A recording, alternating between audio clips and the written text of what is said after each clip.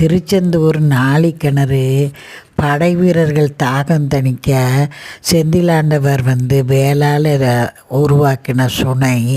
இது பாருங்க, இன்னே வரைக்கும் வத்தாமல் தண்ணி வந்துக்கிட்டே இருக்குது. எங்கேருந்து வருதுன்னே யாராலையும் கண்டுபிடிக்க முடியல. பக்கத்தில் கடல் நீர், உப்பு கடல் நீர், அதுக்கு பக்கத்திலேயே ஒரு சுவையான நாழிக்கிணறு. இந்த கோயில் அமைப்பு நீங்கள் மூலவரை பார்க்க இறங்கி போகணும், கும்பிட்டுட்டு வரையில் ஏறி வரணும். இது என்னன்னா, இறைவனை நீங்கள் சரணடைந்தால் அவர் உங்களை ஏற்றி விடுவார்ங்கிற தத்துவம்தான்.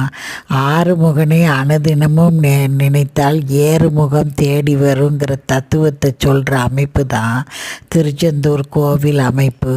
நாங்கள் போகும்போது மாசி மகத்துக்காக அந்த மண்டப வழியெல்லாம் மறைச்சிருந்தாங்க. அதனால் அந்த வழியில் நாங்கள் போக முடியலை.